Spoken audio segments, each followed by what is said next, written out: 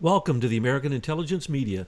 My name is Douglas Gabriel. I'm your host, and I'm here with Michael McKibben with a breathtaking development. This development, I'm going to give you my Ozark Hillbilly summary of it in just a second, but this development is not like the breaking news that we usually bring you, which is usually a year or two ahead of everybody else. No, this actually is it's like a manifesto to take back our patent office because of the criminality that's been involved. And I'm going to talk with Michael McKibben today about legal things that have arisen that he has, with others and all kinds of legal staff, created, which could be the take back of social media, the entire social media, because it was stolen from Leader Technologies. So what we're talking about here today is a new manifesto, basically a ban on the way that patents have been done, and bringing freedom of speech and constitutional rights back to the inventors whose patents are being stolen by the U.S. Patent and Trademark Office. So, Michael, welcome to the show. Thank you, Douglas. Nice to be with you. What you've brought us, I have been reading, I am blown away. And even though I was there on the phone with one conversation with what I'm going to call the engineer, the person we're going to call the engineer, and you have an affidavit from this engineer that basically gives you the missing piece to the puzzle of how it was that Leader Technology had their patents, copyrights, intellectual property, trade secrets all stolen by James Chandler. And now we have pretty much 100% proof through two different testimonies, and I don't know if I can name the other person, who I also witnessed speak about Andrew Marshall, who is the head of the Office of Net Assessment and basically helps run Highlands Group, a Highlands Forum, and Dick O'Neill, who runs Highland Group, as well as Anthony Tether, who was the head of DARPA and has moved over to Highlands Forum. So this is really complicated, so I have to give a bit of a summary in a simple form. And what this is to me, after working with you for however long it's been, these couple years, and basically doing a lot of exposés on the fact that this was stolen from you, how it was stolen, how it was implemented as a weaponized form of social media. But now we actually have the missing piece to the puzzle.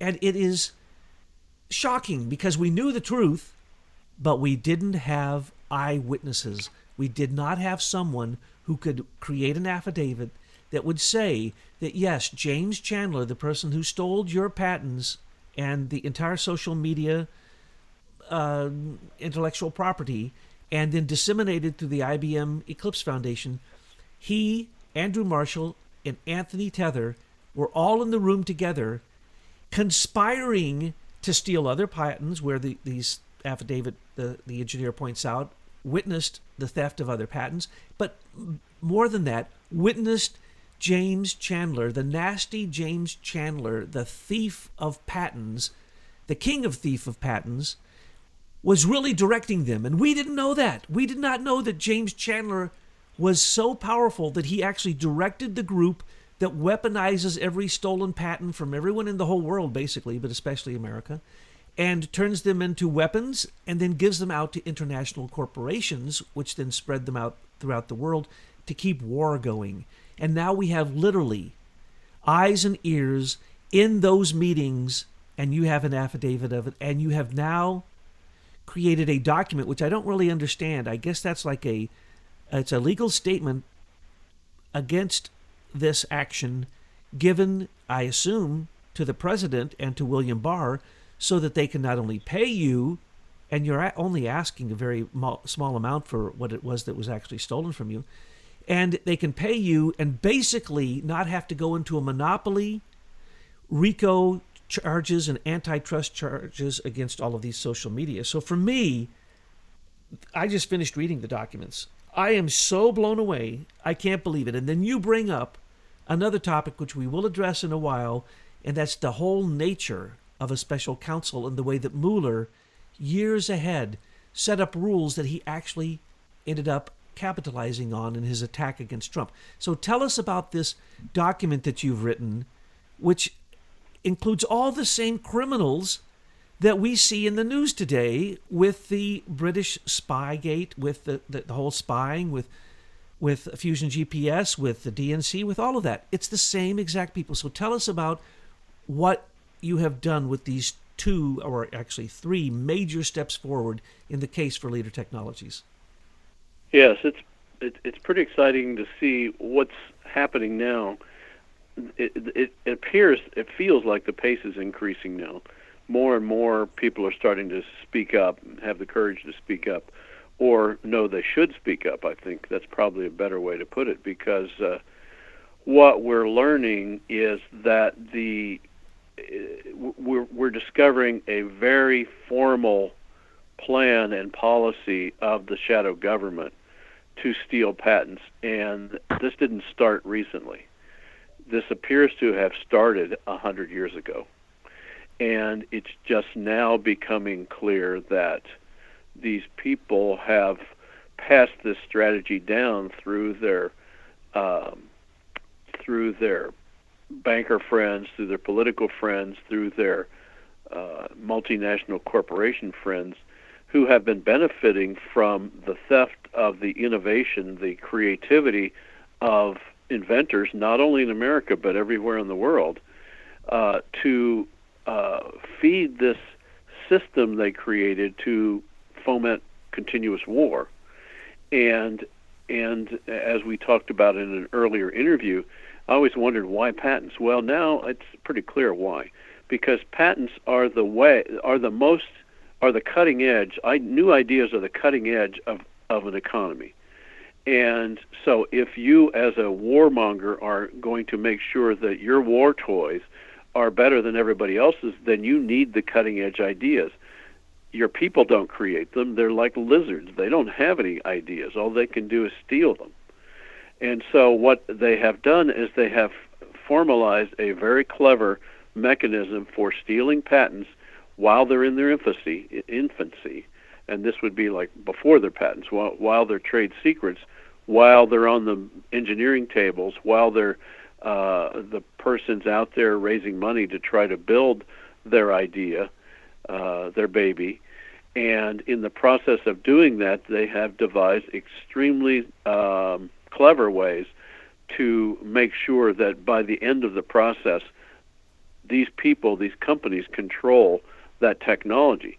Now, in more recent years, this you mentioned this whistleblower that's come forward, this engineer that's come forward, who has been in these meetings where there have been think tanks organized, and this person knows that this goes back to at least 1981. So the weaponization of patents we have from first-hand accounts goes at least back to 1981.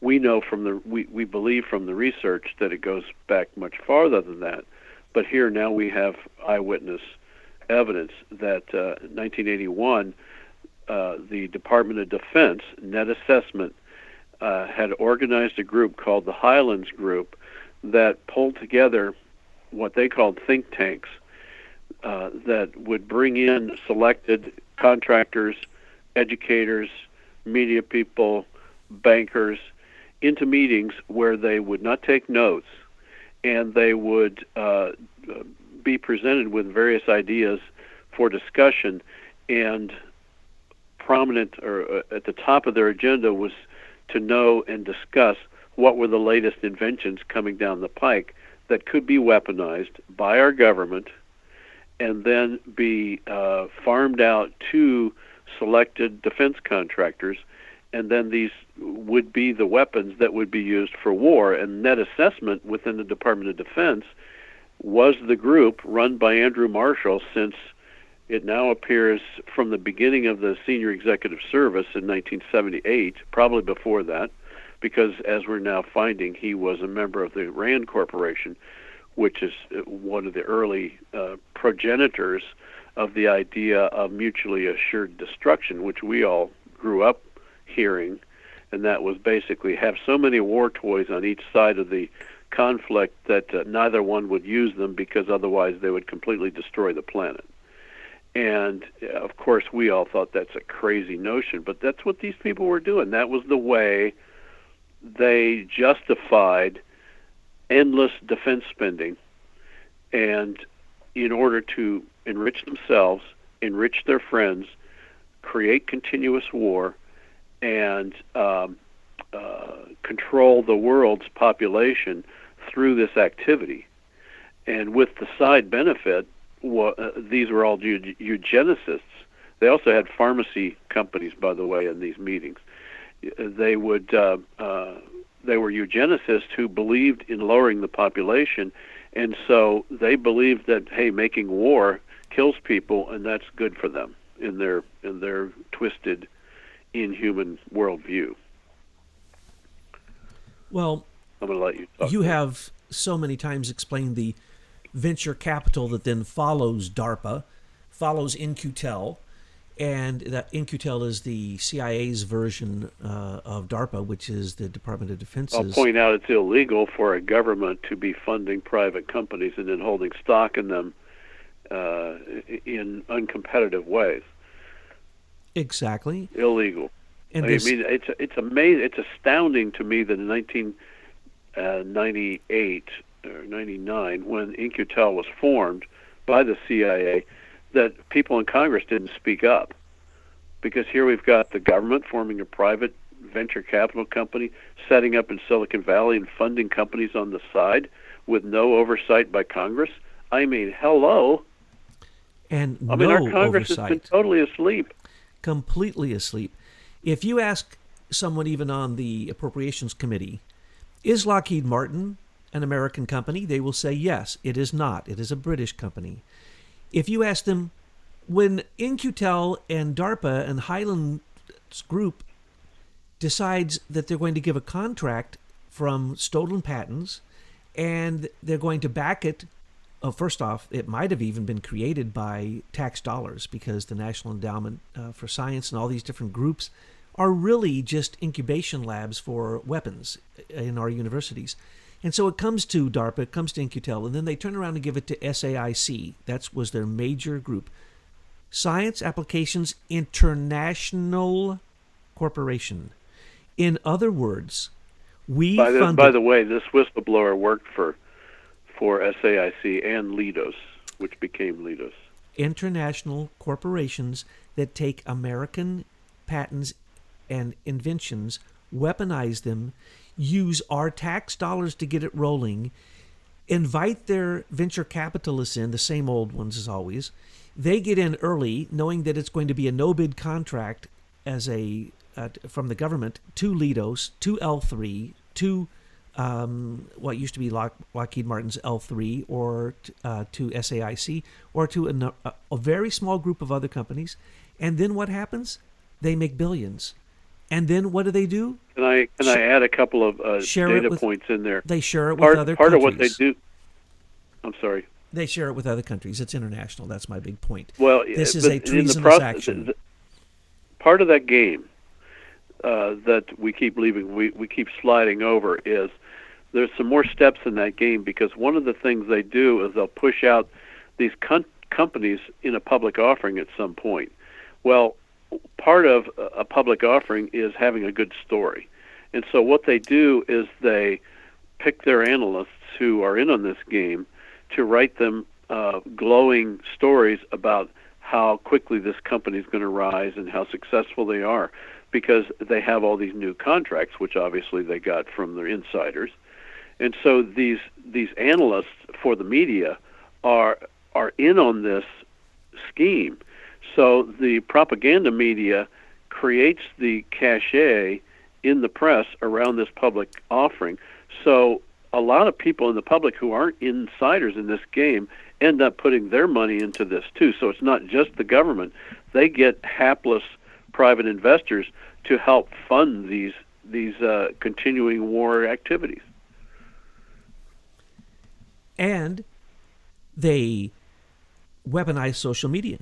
So let's just name some of these venture capitalist companies that went from investing millions and coming out with billions. That would be Facebook, that would be Google, that would be Gmail, That would be Twitter, that would be PayPal, that would be Instagram, just about anyone you can name where there's a sign on. Well, those are the companies they created. The venture capitalists themselves would be companies like Excel Partners, Fidelity, Incutel, Sequoia, Kleiner Perkins. Just go through the list in Silicon Valley, and most of them are in on it. Clarion Capital, that's what's his, Peter Thiel's company. Yeah. Now the beautiful go thing down is the list. this. What do you call that thing that it's not a lawsuit? What is it that beautiful document you wrote that has all of this in it? What is that called? The Miller Act notice. Oh, so that's a continuation of the Miller Act notice, but it's more evidence concerning it? Yeah, we're issuing a revised Miller Act notice now based on this new evidence. Oh, that it's a revised Miller further Act notice. confirms what we asserted in the earlier claim, but goes into more detail with the citations and renews the request for the president to compensate us for 17 years of free use of our technology, which now we can see Chandler had his hand in the theft of all these patents. So he probably thought he was just he was the luckiest man in the world when we showed up on our own, as far as I know, and showed him what we had, and he decided to steal it. Well, I think this is an opportune moment because, as far as I can tell, the president didn't call old Jack Dorsey in recently, and the for nothing, and that the Congress didn't call in representatives of Facebook, Twitter, Google, and all the others. And what did they do? They came in and they bold-faced lied. Why? Because they were already paying billions of dollars out in Europe and in Australia for surveilling, for stealing people's information, so on and so forth. Right now, Facebook just said yesterday, get ready to their board members, we're going to have to pay $3 to $5 billion in a lawsuit that the FTC is bringing against us for the fact that we let Cambridge Analytica have certain data that was used by the Trump team. Now, that cracks me up because that was the tip of the iceberg, because Cambridge Analytica is the daughter company of Strategic Communications Laboratories that had a $86 million contract with Obama. Douglas, you know, the criminality is much worse than that, and it's amazing that it hasn't been discussed up till now. Because when these companies do contracts with the federal government or with any commercial outfit, embedded in these contracts is always a representations and warranties claim. And that is an assertion by the Facebook, Google, YouTube, WhatsApp, Instagrams of the world that they have right, title, and interest to the intellectual property they're using to provide their service. But as we're showing, they don't have right, title, and interest to squat.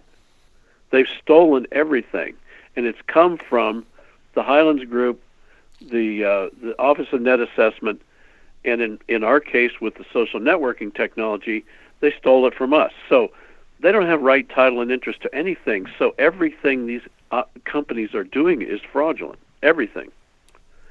In addition to stealing people's data and violating their privacy.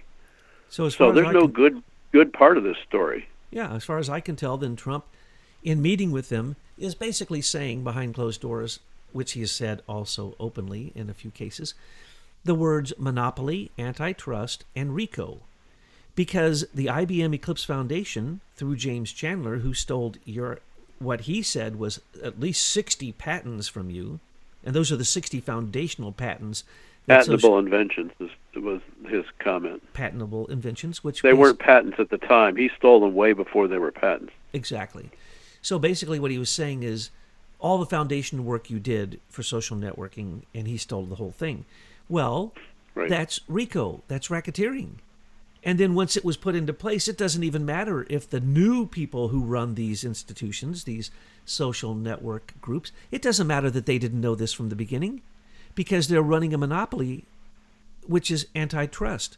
And it is completely geared against conservatives, so it's nothing more than a propaganda machine which is taking advantage of people who sign these service agreements. And basically, they're going after those agreements, saying that that is a trick.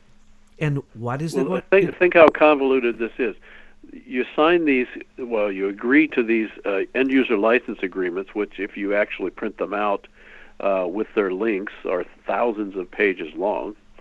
And so the user is being told that we're going to follow your agreement and steal your stuff, or take your stuff, or you give us permission for your stuff, and we're going to use it on our totally fraudulent platform. I mean, where does it's so convoluted, it's so evil. The whole system is evil.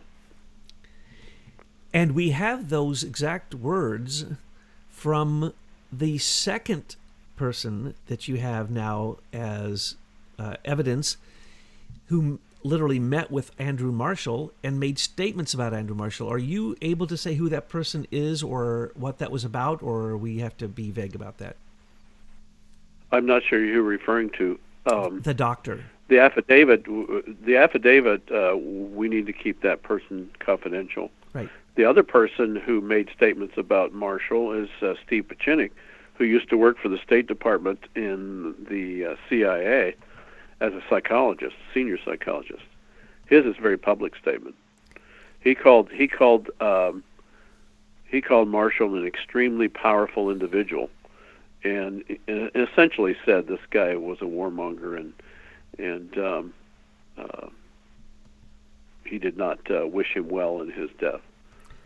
And that he was a coward, and he was a ruthless, heartless killer. He called him a coward and a tyrant. And basically, they describe him as somebody who it doesn't faze him to sit and calculate who will die based upon the new missiles that are being created, or the new weapon that is being created. And the description is quite consistent between what he said and also what the engineer said. So, Pachinik, I've never heard him go off on anybody like he went off on Andrew Marshall. He really, really, really did not like him, and really thought. I think he saw the glowing obituaries that were written by the Wall Street Journal, not the Wall Street, the New York Times, and Washington Post that were whitewashes, trying to make him sound like a sterling character. And he just went off. He said, no. He said nothing of the sort. Now, let's talk for a minute about what changed in your perspective in terms of the nasty professor, James Chandler, the patent thief. When you got some direct information from other people who had seen him in the Highland group's forums, how did that change your perspective on things? Well, I knew what I knew about him, and I was completely fooled by him. And I think I'm a pretty good judge of character, but in the case of James Chandler, I was fooled.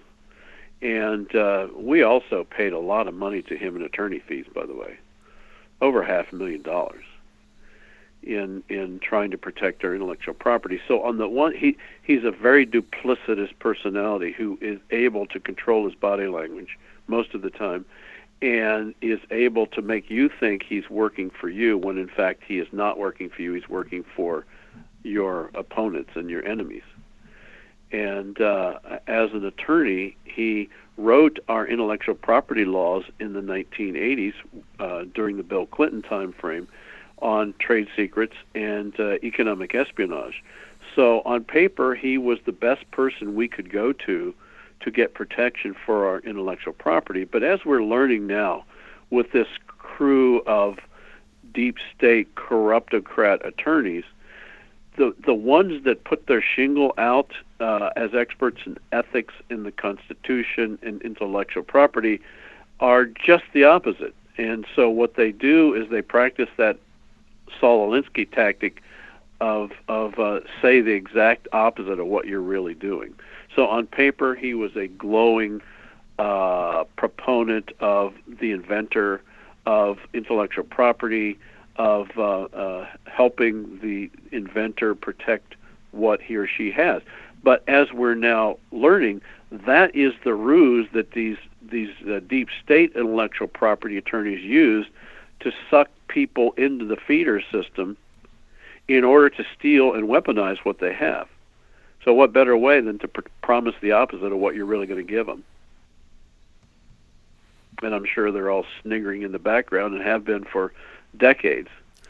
Well, we know they go back to late 70s in Rose Law Firm because Mueller was together with Comey and Kapos and Podesta and Crocker and the Clintons and Chandler all the way back then when they basically institutionalized the theft of anything that was going to be technological, because they learned from the Brits when Marconi, and they set him up to be the front man for stealing Tesla patents, they learned from that there is so much money. As you said, these patents lead to high levels of economy. So literally, commerce is determined by these patents.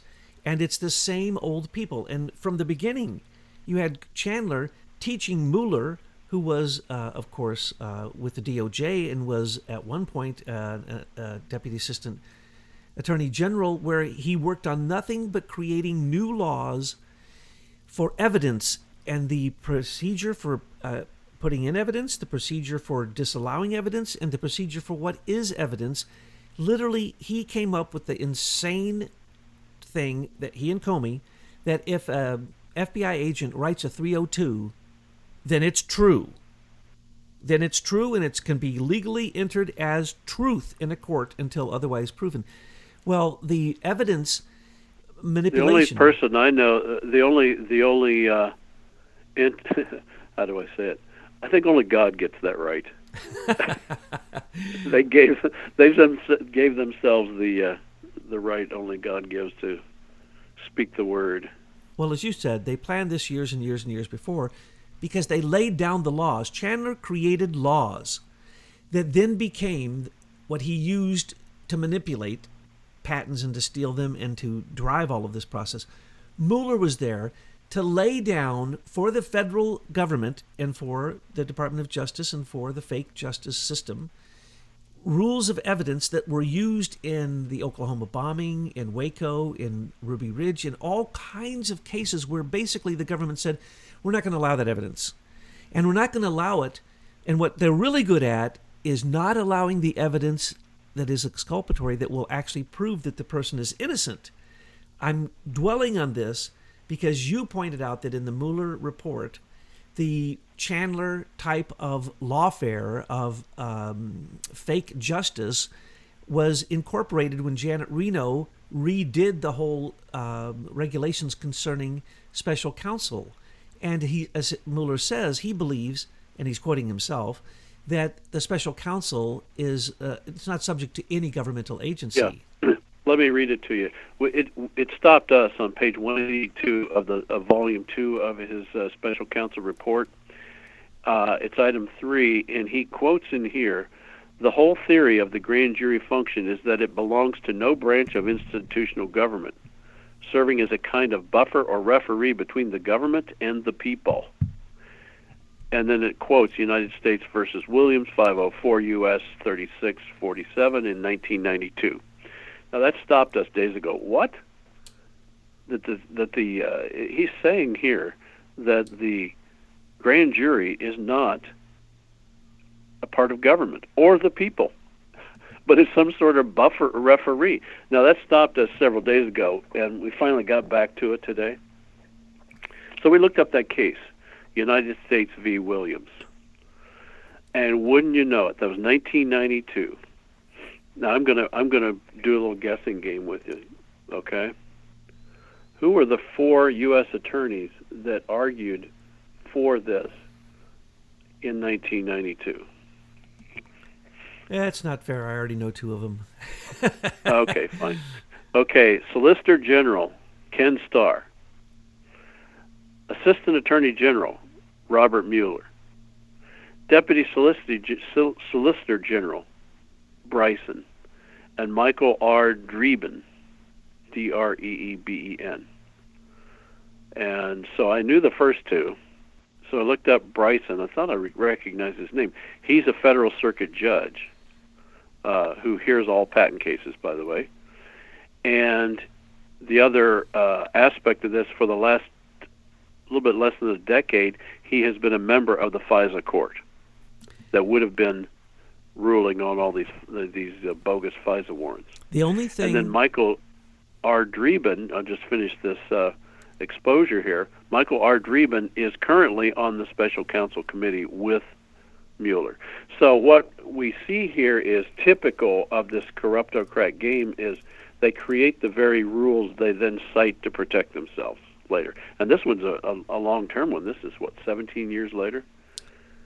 There's only one thing more corrupt than a grand jury. And by the way, we have promoted the idea that grand juries need to be thrown out. They're only used in 2 countries in the world because they are completely the opposite of justice. In a grand jury, your lawyer cannot be with you when you're questioned.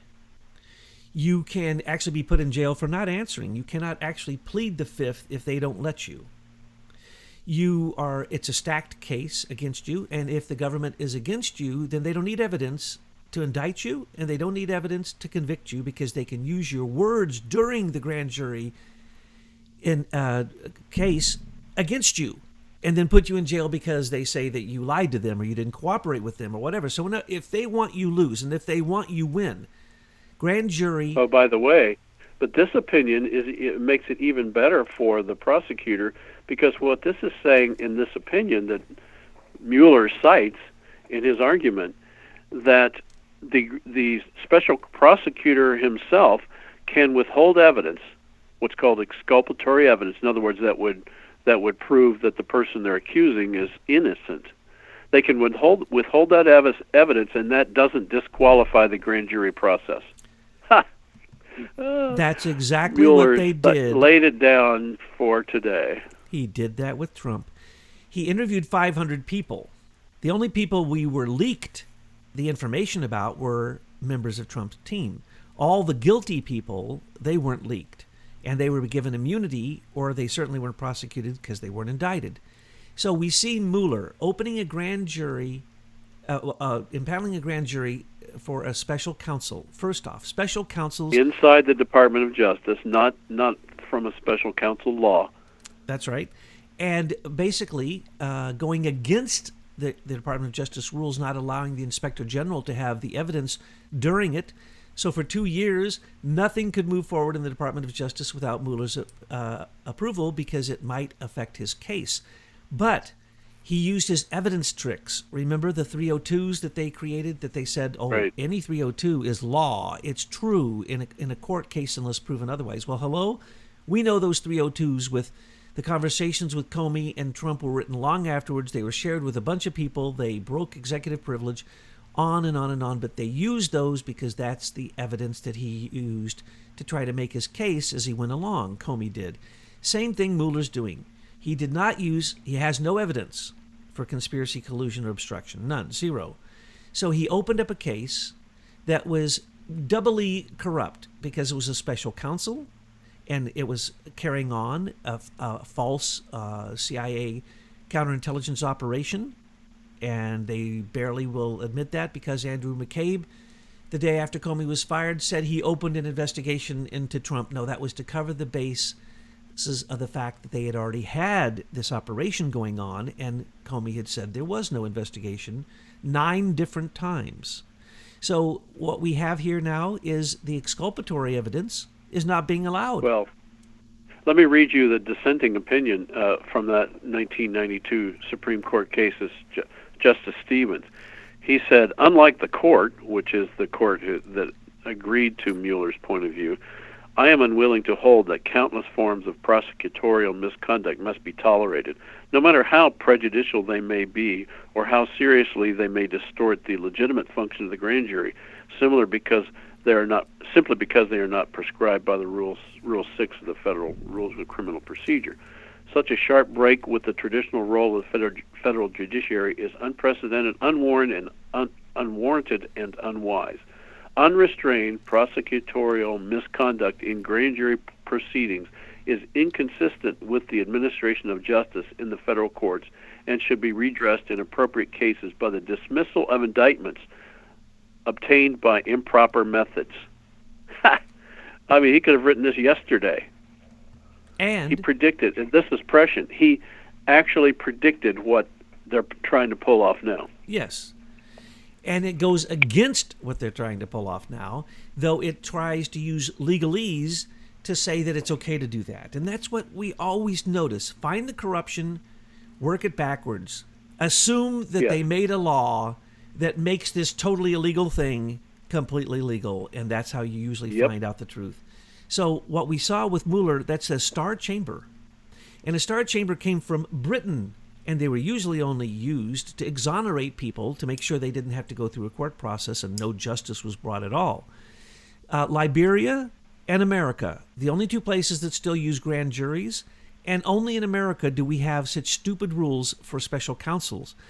And that they think they're independent is as stupid as what we've heard now, literally hundreds of times. They're a buffer. They're actually claim here they're a buffer between the government and the people. Exactly. Right in black and white. But what are they really? It's the Obama lie that has been said thousands of times, that the executive branch is independent of the Department of Justice and the FBI. No, they work for the executive branch. And there is no such thing as he says, oh, you must keep a big distance between the FBI. Who was in the office with Obama when Susan Rice was there and Biden was there that they said, oh, do it by the book? That was Comey. So from the beginning, we know that Obama was completely involved in all of this. Why wasn't he asked any questions like Trump was asked questions? Because if they ask him a few questions, or Hillary or John Podesta, then people go to jail.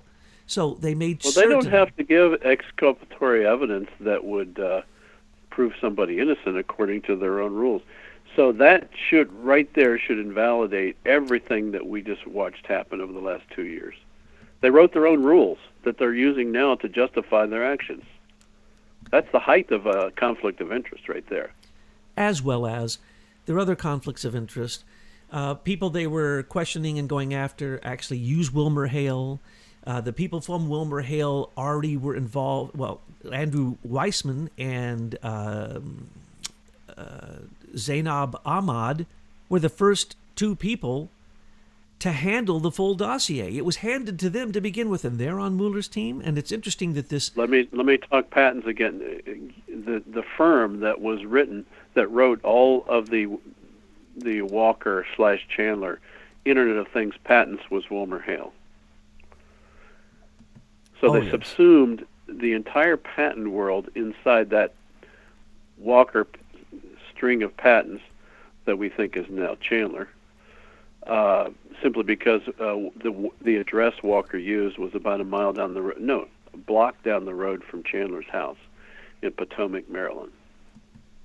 Well, it seems as if the 13 or /18 angry Democrats and Mueller all had conflicts of interest, should have recused themselves, and in fact were the criminals who should have been prosecuted for these crimes, but they were there to cover up the trail. It was nothing more than a cover-up. It was nothing more than a smokescreen. And they used all of these obscure, I don't even know, lawfare, fake it's justice. Lawfare.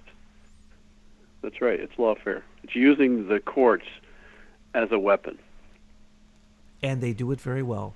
And so what we see this with Mueller is a perfect example of what Comey and Mueller were sitting and talking about long before he perjured himself. And then at that moment we predicted that there would be a special counsel and it would be Mueller.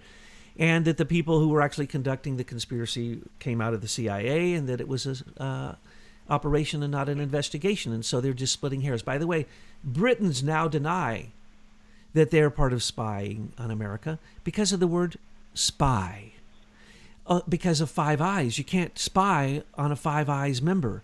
Well, that's a lie, because we know that the entire thing was driven by the Brits, and we know this to be true because Mueller interrogated many of them. We know this. We know that the very guilty people from Britain, Mueller called over first and got the truth, and then found out what he had to cover up. And that's exculpatory evidence. Let's let the American people hear the real evidence, and then we'll decide whether these tricky lawyers are going to get away with all this sophistry, because that's what this is. This is sophistry. They create all these intertwined, convoluted arguments to essentially get out of anything. That isn't what most of us thought we had in our American rule of law, but that's what we do have, so we might as well get used to it and then change it. We got to get back to a simpler way of handling right and wrong. And like you say, it's all coming out. George Papadopoulos every day realizes yet another layer that he was involved in, and he's only beginning to wake up. And so if Carter Page would actually come out and sue, but he can't because he was an FBI asset at the time. So Carter Page can't sue for defamation for the dossier, which was, of course, an FBI action. Because why? He's an FBI asset. But yeah, he signed a non-disclosure agreement, so he told them he wouldn't tell anybody what they did. But the truth is coming out, and I'm sorry, Brits, you cannot deny that Robert Hannigan, who quit his job as the General Communications headquarters, basically the British NSA, a few days after Trump was inaugurated because he was guilty, because we know the very date and time that he came and spied on Trump Towers from Fort Meade, Maryland, invited by, of course, John Brennan. We also know... Well, when you say that the British didn't spy on us, they may be citing that agreement, that 1946 agreement that said we would share all data with the Five Eyes group, basically, as a part of an intelligence sharing activity, unless there was some dissent by one of the parties. There is some of that exemption language in that document. But what I think we need right now is a completely transparent exposure of what our crooked intelligence people have been doing. I mean, let's keep in mind, these people, in fact, I heard Pompeo's speech somewhere in Texas the other day where he actually said, we lie, cheat, and steal. That's what the CIA does. And everybody laughed, and it was funny. But think about that.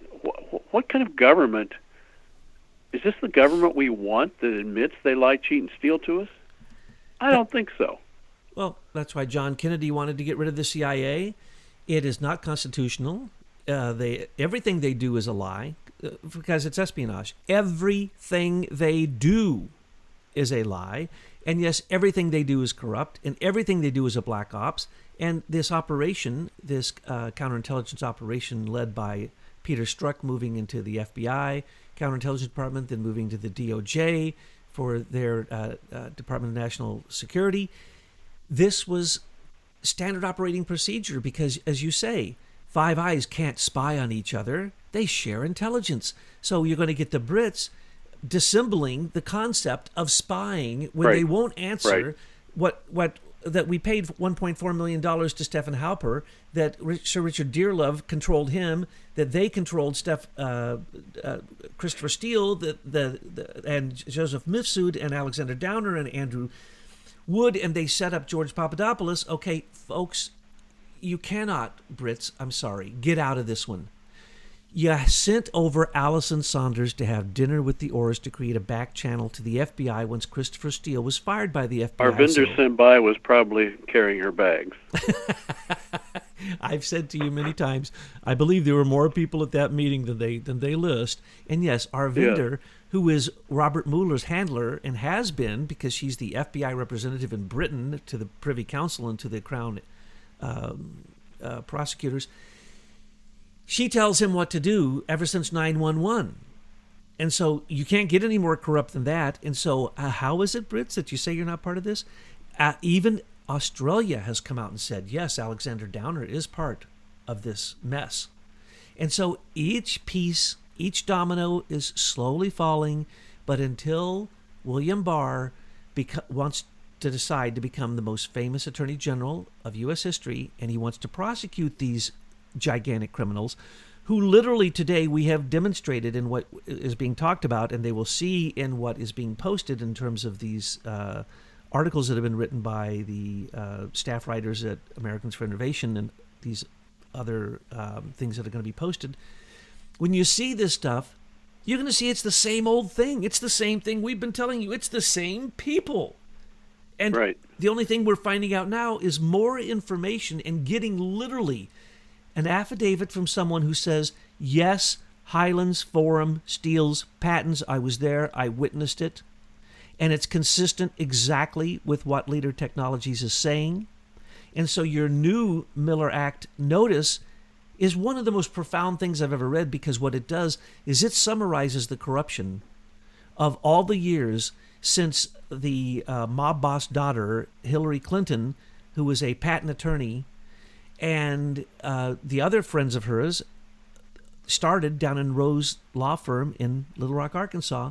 It's been going on to this very day. It hasn't stopped. It's increased, and we have been doing nothing more than revealing more and more and more about it over this last year or so. And now what you're revealing is 100% proof that no one can deny that what is going on should cause us to basically ban the Highlands We've got to Forum. reform our federal government in Washington. It's corrupt to the core. That's my conclusion. It can't be fixed. You can't just slap some of these people on the hands. We've got to reform our government. That's what I'm seeing. I mean, I'm an engineer. I look at foundations, and I look at how you properly build something so that it will last. And right now we have a foundation in our moral life that is, I don't know how to describe how corrupt it is. The house cannot stand on this foundation, let's put it that way. It just can't. And, why did God pick me for this? I don't know. But this engineer says it can't be fixed, folks. I heard the engineer say that. But here's what I believe. When money flows, corruption goes there. The more, the people who get control of that corruption, of stealing that flow of money, are the big dogs. Well, we have named the big dogs, and there's really not that many of them. And if we take the big dogs out of certain things, out of patents, out of the U.S. Federal Reserve, out of controlling the stock market, with basically stopping corporate intelligence, stopping the privatization of the weaponization of stolen patents through Highlands Forum? Well, I think those are the fixes. I mean, when I say it can't be fixed, I think the idea that you can just tweak a couple of dials on the current system and it's going to then fix itself, I think is naive. Yes. But what you're talking about is how it gets fixed. Yes. It can be fixed, but it will be radical, and it must be destroyed before it can be rebuilt. Because, for instance, if I was to say to you, if Leader Technologies was given all of the equipment and all of the hardware and software that the social media companies have developed since they stole the patents from Leader Technologies, could you transform it? Well, that's a hypothetical that's so big. There's probably not a simple answer, because until there's an assessment done of the state of current affairs, you can't make a statement about how you would fix it. So it's a good question, but until you do an inventory, you can't know the answer to that. So then, do we need to destroy these social medias and rebuild them, or how do we proceed? Again, that's a very big question. It's going to take some pretty moral, bright people to work that out. Technically, as an engineer, yeah, it's possible to fix once you know the problem.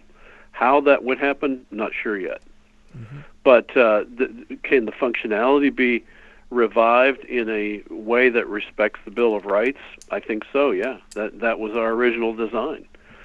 And it's just got to be run by different people, because the ones that took it over were morally bankrupt from the moment they took it over. So therefore, everything they've built has been colored by this darkness that has now permeated the services, and therefore is now dramatically affecting the users, as we now see with all this problem with screen time and propaganda and brainwashing and the electromagnetic effects and the way it's affecting people's health.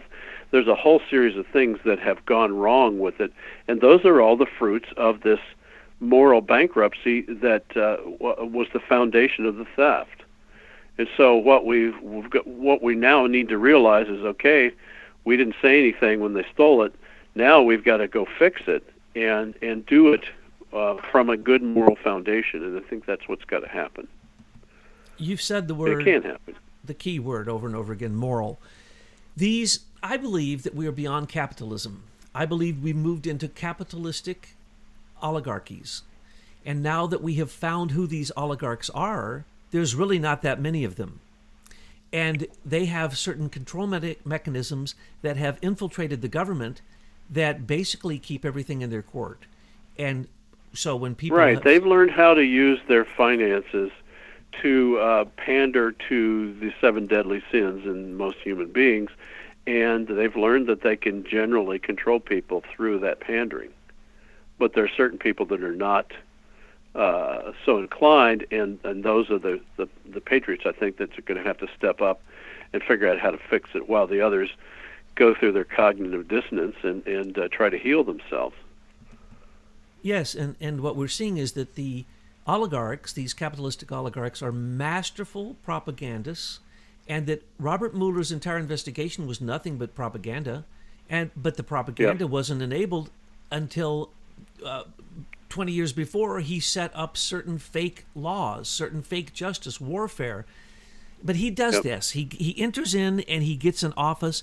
He changes rules and regulations and laws, and he goes out and works for the corporate world, and they take advantage of it, and they make, they'll steal hundreds of billions and have to pay a $200 million fine. Because why? Robert Mueller got them out. One of the things, Douglas, I think that we have to do as a principle is we've got to pull the reins back on the way that the legal world has so infected our culture and our business life. It's way overboard. We have an overrepresentation of one type of profession that's now infected everything. The monarchy. And I wouldn't advocate that any one profession is allowed to have that kind of control. We've given it to attorneys. Yes, we have. And it's the British monarchy system come into our legal system so that judges are appointed for life.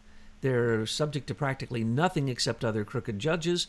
And in many cases, they are appointed by the executive, which makes them not unbiased. It makes them biased. And so literally every single Supreme Court judge, I can tell you what their vote's going to be as soon as you tell me what the topic is. So therefore, are they unbiased? No. Our legal system is a warfare system, and it is not justice. It is fake justice. So when we talk about these oligarchs, they know who to place the case before. When you place your case before the judge, you know the determination. And if it goes the wrong way, they remove that judge and replace them with somebody else from on high. Right. They make them accuse themselves I'll give you or a perfect otherwise. Example. We had a very senior judge in the District of Delaware 6 months before trial, and 1 month before trial, that judge was replaced with Leonard Stark, who had been nominated by Obama, and that he took the case, and he wasn't even a judge yet, he was a magistrate. And then they had him do the case, and then 8 days after the verdict, he was made a judge by Obama. So there you go. Well, the other judge obviously was not cooperating, and they needed to get their guy inside. Judge Leon, Judge Chutkan, Jesse Liu, who has a grand jury impanelment against Andrew McCabe for lack of candor, the only person who was called out by Michael Horowitz in his Department of Justice Inspector General report. And guess what? He's not being prosecuted. It's a complete fake case. No leaks from it whatsoever, and it goes on and on and on. And Andrew McCabe puts his book out as his alibi, and so I assume he will not be fired, and he is SES, and he will get his retirement. So, Michael, as we're talking about your new action, I thought it was the most brilliant legal statement I've ever seen in terms of the Miller Act notification being beefed up, enhanced with these direct observations of people who saw these things happening in government agencies. Actually, these are extra non-constitutional government agencies, but they use government agencies, they use our tax dollars, and they use them against you, and they use them against President Trump, and it's the same people using the same lawfare, the same pathetic laws that we need to change. These things can be changed, but they need to be radically transformed. For instance, intelligence, no more corporate intelligence. No more. As of tomorrow, no more corporate intelligence. You know what you just did? That the Five Eyes are gone. All these military-industrial complex international companies are gone, and we can then start holding people responsible for their security clearances instead of, like Hillary Clinton, giving them a get-out-of-jail-free card. Because why? She didn't even have the proper security clearances given by the Department of Defense. If she did, she'd be in jail. She wouldn't have even had a trial. They have a quick court-martial, and they put you in jail. They say, is this your document? Yes. Does it say top secret at the top? Yes. Goodbye. And by the way, we won't be getting you out. Said that, it's for life. This whistleblower said that among all the people that this person worked with, they all had to sign these top secret confidentiality agreements that essentially said, if you speak, we're going to kill you. I mean, she said there were threats. Same thing they say to an inventor. When your patent is stolen, they make you sign a document that says that if you speak of it to another person, you can be put in jail for the rest of your life or given fines starting at $10,000.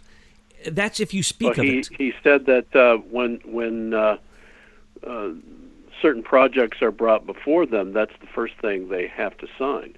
And, of course, that's their way of hiding all their sins, is this CIA non-disclosure agreement. It threatens the heck out of people. Well, one thing's for sure. This conversation today shows me we must continue this conversation, because the revelations that have come forth in what you've been doing in just the last week or so with what we're talking about here today have ramifications that will take much longer than this 1 hour. So we're going to sign off today. We're going to thank you, and we're going to just say congratulations on moving this thing 3 steps forward. And the case of leader technology is the case of every single American. It's the case of we the people and whether we actually have our constitutional rights.